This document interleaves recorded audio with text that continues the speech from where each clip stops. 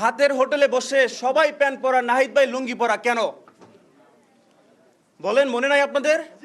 নাহিদ ভাই লুঙ্গি পরা ছিল, উপরে পেপারের দিয়ে পড়তে ছিল, মানে স্কিপ বানাইয়া পড়ানো হয়েছিল যে আন্দোলন আমরা মেনে নিছি। কিন্তু ওই দুর্বল স্কিপ তো এই ছাত্র জনতা বুঝতে পারছে। আমি যদি ভুল না করে থাকি, আসিফ ভাই পা দিয়ে ঠকঠক করেছে স্টুডেন্ট দ্য হেল্প। আমি যদি ভুল না করে থাকি, সার্জিস ভাইয়ের আঙ্গুল এরকম ছিল। সে সময় কিন্তু সবাই বলেছিল যে সার্জিস কিন্তু এটা বুঝাচ্ছে যে বন্দুকের সামনে রেখে আমাদেরকে পড়ানো হচ্ছে।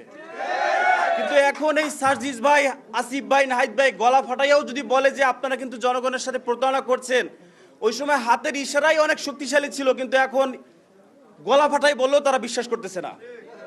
সুতরাং আজকে যদি আমরা বলি যে আমরা হাদি হত্যার বিচার চাই, তাহলে এক দলের গা জ্বলে পড়ে উঠে। কেন ভাই? আরে ভাই, হাদিবার বিচার চাইতেছি। বাংলাদেশে দিবালোকে একটা মানুষকে গুলি করে মারলো, সেই মানুষটার জন্য আমরা বিচার চাই। এটাতে জ্বলে পড়া কেন হবে?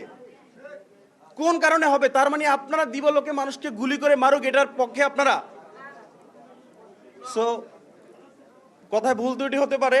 আমি একদমই ছোট, নতুন। আপনাদের সাথে এই সংগ্রাম আমি চালিয়ে যাব এবং আমার জায়গা থেকে আমি হাদি হত্যার বিচার চাই। এটা আমি সব জায়গায় চেয়েই যাব।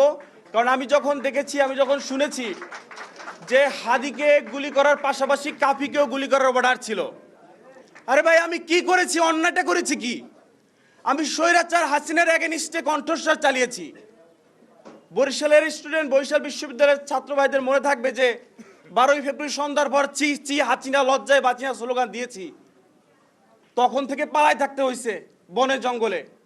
আর ভাই, স্বৈরাচারের এগেনিস্টে কথা বলেছি। ইনসাফের পক্ষে আসতে হলে কি কোনো দল লাগে নাকি ভাই? ইনসাফের পক্ষে লড়তে হলে কোনো দল লাগে নাকি? আমার কাছে মনে হয়, আমি যে এনসিপিতে যুক্ত হলাম, আমার কাছে মনে হচ্ছে না যে আমি কোনো পার্টি যুক্ত হলাম, কারণ আমি তো আগে থেকেই এনসিপি।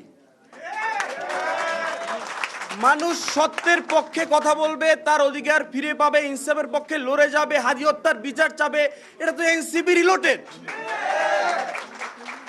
সো বেশি কথা বলবো না। আবার আমাদের উপর থেকে মানে হচ্ছে কথা না বলার একটা অভ্যাস। আরে ভাই, আপনি সরকার প্রধান, আপনি কথা না বললে কথা কে বলবে? আপনার কাজই তো কথা বলা। গণ অভ্যুত্থানের পর 5 বছরের একটা ছেলে, সে যদি ট্রাফিক আইন পালন করতে পারে, আপনি রাষ্ট্রপ্রধান হয়ে আপনি চুপ কেন? ইনসাফের বাংলাদেশে, তরুণদের বাংলাদেশে চুপ থাকা চলবে না। ইনকিলাব, ইনকিলাব।